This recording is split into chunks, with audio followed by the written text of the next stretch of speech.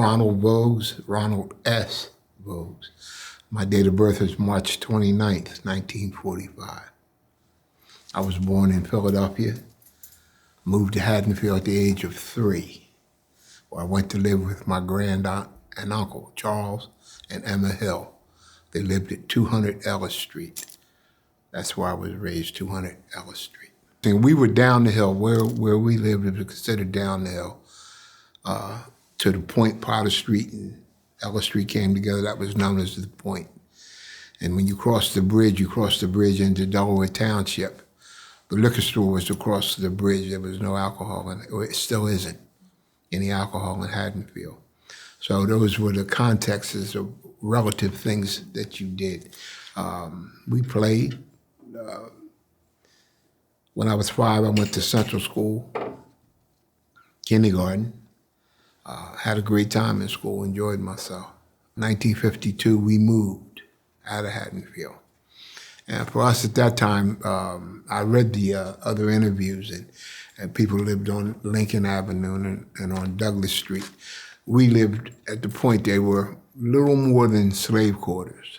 No inside hot water, no inside plumbing. You had outside toilets, and you had a slop bucket that you kept in the house, you know, when the nighttime came. It was my job to carry that bucket down to the outhouse and better not spill anything either. So, I mean, it was what I knew. I didn't know now, looking back now, it was a very simple life. Everything was acceptable because that's the way it was. You didn't know any different, didn't know any better. And I enjoyed myself, had a good time, a lot of kids to play with. My father worked for the borough of Haddonfield. Charles Hill worked for the borough of Haddonfield as a plumber. So sometimes I got to hang out with him while he did his work. You know, I learned how to plumb, how to, you know, solder a joint, that kind of thing. And he also worked on the weekend. He had a restaurant in Lawnside. So every weekend we worked in Lawnside. That was where black people hung out. It was a segregated time. So black folks had Lawnside, and everybody from Philadelphia, Camden, every place around came to Lawnside every weekend to enjoy themselves, you know, to hang out. That's just the way it was. I didn't know any different. It was the way life was. It was very segregated at the time. I remember as a kid, the 5 and 10 cent store, which was on Kings Highway. My great-grandmother sent me up there to get needle and thread for a quilting. She liked to make quilts. So she sent me up there to get needle and thread, and she always gave me a quarter for a root beer float so that I'd have a root beer float. But you go to the 5 and 10 cent store, you couldn't sit at the counter to eat your or drink your root beer float. So I had to go down to the Sunray drugstore, which is, I think it's Tanner. There's a restaurant there at Kings Highway. That was the Sunray drugstore. And you could sit at the counter and all the ice cream was gone. You could ask for more ice cream. If the soda was gone, you could ask for more soda. So everybody wanted to sit. So that took me extra time, and she asked me why. Well, eventually led to a boycott of the 5 and 10 cent store. We stopped going. And I remember, this had to be a few years later. We moved in 52. This had to be maybe 54, 55, 56, right in there. The manager from the 5 and 10 cent store came down to see Pastor Talton, who was the pastor at Mount Olivet Baptist Church, and they asked him where all the people are, where all the black folks. I don't see him in the stores anymore, because I had an impact on his bottom line. And Pastor checked it out. Well, little to my knowledge, I found out later that my grandmother, great-grandmother, and all of her friends got their heads together and said they're going to stop doing business there. There were no black clerks. There were no black people working there. So no problem. They don't want us in the store, no problem. We don't go to that store anymore. I had a big impact because he had to change. He had to hire some people of color, or else we weren't going in there. So it had impact, and it was a very quiet thing. It was no protest. It was just word of mouth. We're not going there anymore. So you don't go. You go someplace else and buy what you need. And it worked for a minute. But anyway, that was one of the things that I remember very impactful. And going to New Myers, was a place. It was a hardware store, Newmeyer's, and places. So you went through those places. You know, you got on your bicycle when you rode uptown. That was up the hill, uptown. The back hill was Lincoln Avenue. So you went to school up the back hill. And then there was Potter Street. I come to find that my great-grandparents had lived on Potter Street and had, I heard, a boarding house there. A lot of the people that I met in town, you interviewed Doris Brown Butler in the past one, she said her parents lived there before they got married. So I always wondered what was the connect. But everybody knew everybody. Everybody took care of everybody. Everybody looked out for everybody. I remember as a kid, my mom, if somebody was out of work, one day one family would feed the kids, and the next day the family would feed the parents. But we looked out for one another up and down the street regardless. That's what I remember, the closeness, the cohesiveness, and the fact that you better not do anything wrong up and down the street because everybody knew who you were and who your parents were. And you could get a whipping there, and you could get a whipping when you got back home. I remember I used to stand on the corner of Lincoln and Ellis Street, and I'd always watch. My father dug ditches, and overalls, Brogan boots, and gloves, and those things were his trademarks. And I used to watch people go by, nice cars, shirt and tie, and I said, that's what I want to do. I didn't know what they did, but I know they were dressed nice, and they had a shirt and tie on. My pop asked me, did I want to be a plumber? And I said, no. I want to wear a shirt and tie and go to school and wear a shirt and tie. So that was impactful. I noticed the difference. I never paid much attention to it because I ate every day. My father firmly believed if you didn't work, you didn't eat. And so I worked every day and I ate every day. That's still my mantra today. If you don't work, you don't eat. Plain and simple. I still work and I eat good. So, you know, in terms of relative fear, the impact of segregation didn't affect me till I went away to college and lived in the South, rode through the South, had impact through the South. It became evident because it was right there in your face every day. It wasn't in your face in Haddonfield, but it was there. As long as you stayed in your lane, you were good to go. A lot of people knew me through my dad. So, you Hilly's boy? I said, yes, sir. He said, well, I'm going to tell your dad. I said, don't do that. I'll be careful. You know, because I didn't want to get, you know, chastised about that. So that's the way that I don't, the relative fear of things you just didn't, a lot of things you just didn't do. So it wasn't, as a kid, you know, didn't mean anything. There was no KKK riding down the street. There was none of that going on. Not in Haddonfield. But there were very subtleties that you had to adhere to. I had a situation maybe about 4 years ago, 5 years ago, where I went into the Wells Fargo Bank on Haddon Avenue to pick up some documents I needed. And the guy says, oh, good to see you. And I said, yes, thank you. Oh, when did you move to town? I said, 1948. And he had no more conversation for me. I mean, times have changed.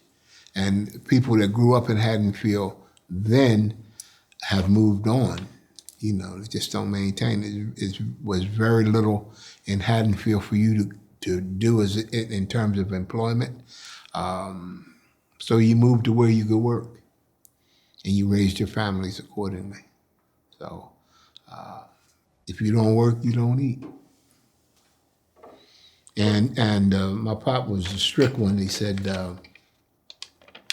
he didn't like liars and thieves, so I learned not to lie and not to be a thief. And I consider that to be a very, very strong point in my life now, because I don't like liars and I don't like thieves. So they don't hang around me. They don't come around me, so I don't have to deal with them, if you understand what I mean. The principles and values, honesty, hardworking, and frugal. You save your money. Spend it when you had to. You know, we grew, that corner of Ellis Street, we had a family plot. Corn, lima beans, string beans, black-eyed peas, things that we ate We had growing there, and we shared with the community. Everybody kind of joined in, helped plow it, helped till it, helped when the crops came in. So but those were the strong points and strong values. And then friendship and to help one another. Always be helpful where you can. Be a servant where you can. When I was in junior high school in 8th grade, and this was at Delaware Township, I was a bit of a troublemaker. I liked to fight. Drop of a hat, I would fight. And I got suspended from school. So I wasn't there when they picked the curriculum to go into high school. So I got into high school as a freshman and was sitting in a math class. And we had a substitute teacher, his name was Lester Zetti. He was the head football coach. And I'm sitting in the class and he's teaching arithmetic. So I went to sleep. I'd had that in the 5th grade. Hit me in the head with a piece of chalk. And I got up looking to see who had done that. And it was him, and he told me. And I said, Mr. Zetti, I had that in the 5th grade, man, that's just boring. He took me out of that class, took me down to the superintendent in charge of curriculum, Mr. Statius, and changed my curriculum to college prep. And I went from mathematics to algebra the next day. That was the biggest impact in my life because I couldn't be a bully no more. I didn't have time for that. I couldn't be a pain in the butt because I didn't have time for that. So I had to crack down and study, and that changed my trajectory. That took me into college prep. It took me into 16 scholarships. It took me into football, wrestling, and baseball. I had time for that. So that's what I did in high school. Cherry Hill High School, Delaware Township in 62, Cherry Hill in 63. So my class ring said Delaware Township. My diploma said Cherry Hill. So I thought that was pretty cool. And then I went on to college at Delaware State, which is in Dover. Well, that was an awakening. That was, because now you're down south for sure. And in 63, things were starting to come to the forefront about change.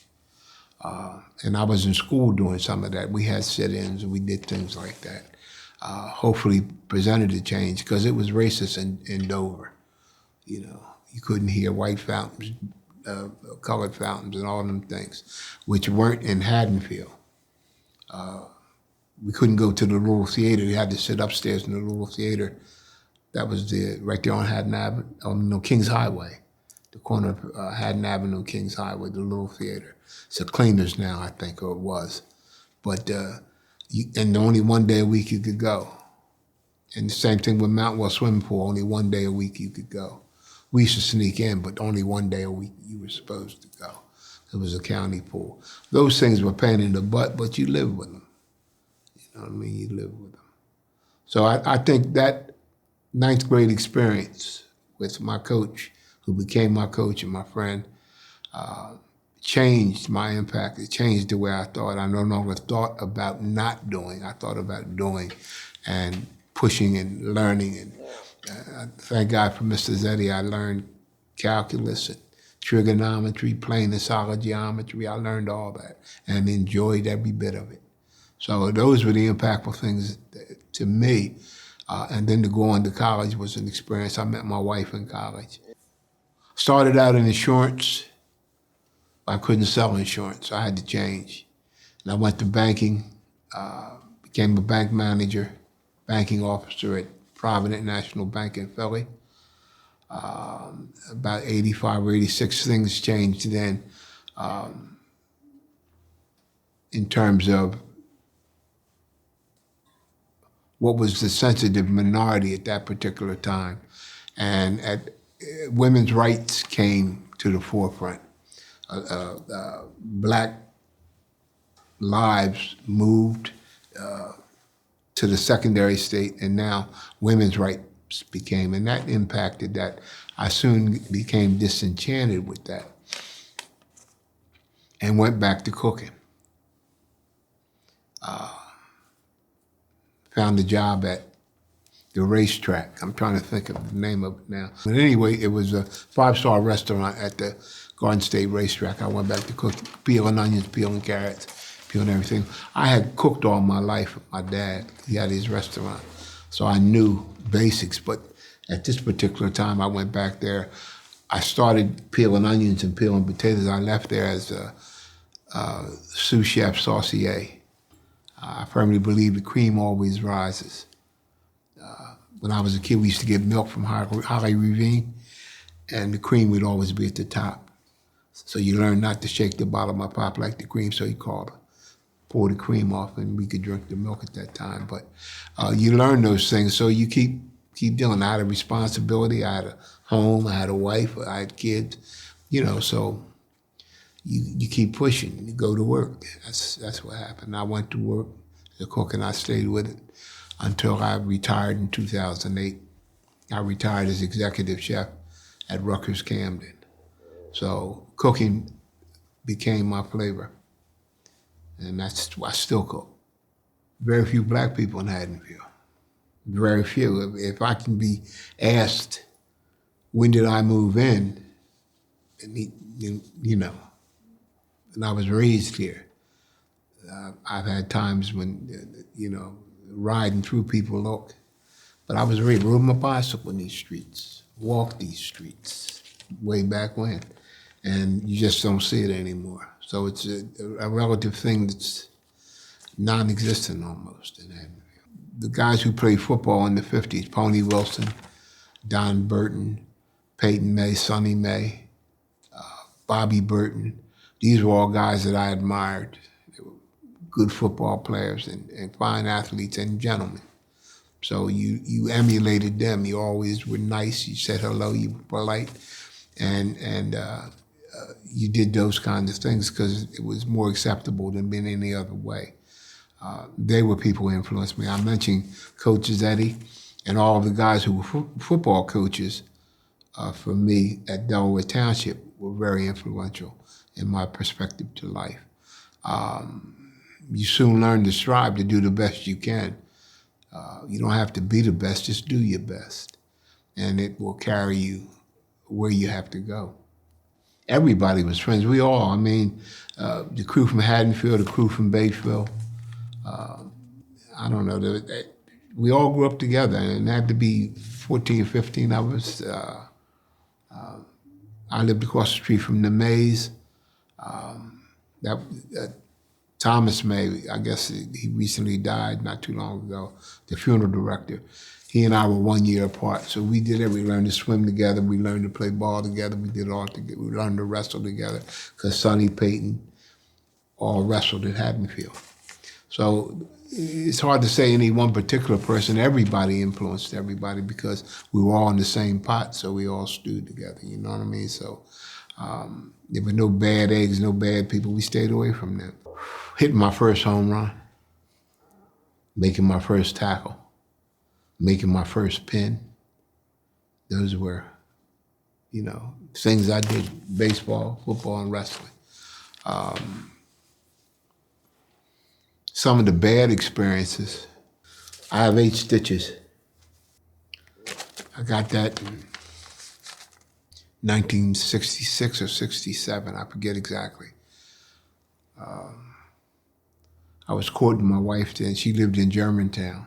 I was working in Center Menson Country House. And it's a Saturday night, I'm going to see her. Hadn't seen her all week. So I get to her where she worked, got out the car to go tell her I was there. And the Philadelphia police officer stopped me, said, "Hey, you made a bad left turn at Broad Street and Germantown Avenue. And that's where I turned." I said, "Fine, write me a ticket. Here's my license registration." I paid the ticket. My mind is on my woman. I come back after telling her and ticket's not written.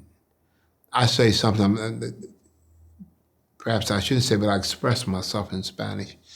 And he asked me what I said. speak English. And I said, speak any language I want. I know my rights. He said, you niggas ain't got no rights. And didn't like that. Well, I'm 21, 22 years old, fine-tuned athlete, excellent shape. Before I knew it, we were fighting. And he got knocked out, his partner got knocked out, and they sent 22 cop cars for me. That's how I got the 8 stitches. That to me was the toughest night of my life, to live through it with only 8 stitches. I was in jail, people had gotten beaten up for a lot less than what I did. So I'm most grateful and thankful to be here. All the things that go on now for a black man in America, I'm most grateful to be here, because I could have been dead easily. Under today's standard, I would have been shot I don't know how many times. I can't think of anything else.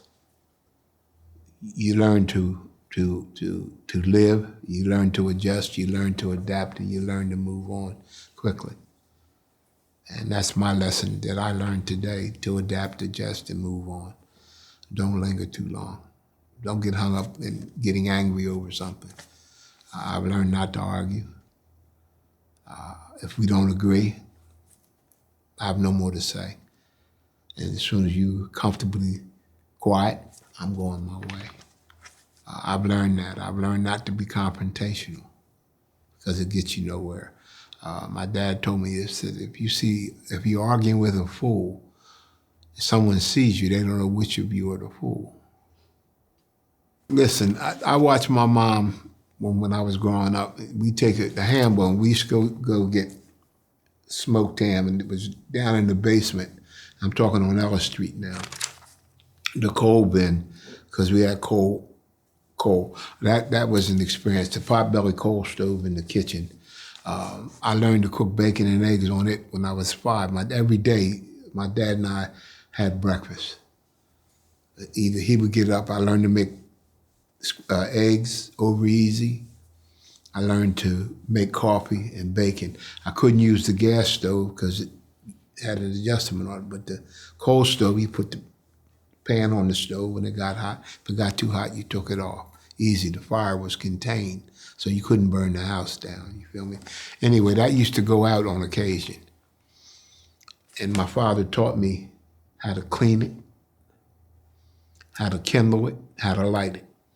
Well, I fast forward to when I was in the service. I was in the National Guards. We went to Camp Drum, and we got there, and there was no hot water. So I'm a sergeant at that time, and so I investigate and find a furnace full of ashes, old burnt ashes. I said, above the furnace is the water tank for hot water. So I said, I got my crew together, we cleaned out, put my kindling in, lit the fire, put a few coals on. About a half hour, 45 minutes, we had hot water. Everybody in my barracks had showered. So the colonel, my colonel, I was a medic at the time, he said, Voughs, where you get the shower from? I said, hot water, sir. He said, Voughs, we don't have that in. I said, well, sir, you're welcome to come over. Shower if you want. Oh, Voughs, I want hot water in my thing. I said, sir, that's not my MOS. I don't know. You know, my MOS is 91B10, you know, whatever it was. And that we eventually got every barracks, you know, to have hot water, but I had to develop a crew for that. But my father taught me on that potbelly stove when I was 5 years old how to light a fire. And that carried me, you know, clean it first, clean it well. He was meticulous about that. So those things kind of, well, I have here, Albert Voughs, Albert J. Voughs. He was born in 1881 from Virginia, I believe Dansville, Virginia. And he married my great-grandmother, Laura Ella. She was a Follen then, Fallen, a Follen. They were married. They moved to Haddonfield in 1915. I believe my great-grandmother was the housekeeper for the Driscolls. He was Governor Driscoll at the time. So I believe she was the housekeeper for them. And my great-grandfather was a chauffeur. They had 2 children, Elizabeth and Emma. Emma is my great-grandaunt. Well, both of them my great-grandaunt, but Emma and Charles Hill is the ones who raised me. So 1915 is when we came to Haddonfield. And we stayed center. Charles and Emma Hill moved to Batesville, 71 Crescent Road in 52. And then the lawn side was an integral part of our relationship. Every weekend, we worked in lawn side. We had a restaurant there. That's where I learned my skills as cooking, short order cooking, etc. So I moved to lawn side when I had a chance to buy a home. I moved there. It was most comfortable for me. I could talk to my neighbors and have to argue with them. And everybody liked the smell of smoke, so barbecuing was no problem. Some people we haven't seen in quite a while, but it was an interesting life in Haddonfield. I wouldn't have traded it. You know, it had its ups and downs, but you made the best of it. Things weren't as prevalent. Now everything's touchy. Everybody's so sensitive. And no respect given to anybody. That, I think, is the problem. I learned to be respectful. My papa always taught me to give respect. If you get it back, fine. If you don't, move on. Adjust, adapt, and move on. You know, stand there and argue. You didn't speak, no, come on, you know. Give respect, you get it back. If you don't give respect, you will not get it back. So those were some of the lessons that I learned as a kid that carried me right to the day. I went on to become a deacon in the church, head chef at Rutgers. So I'm, you know, I left my little dents along the way. Met a lot of people and had a great time.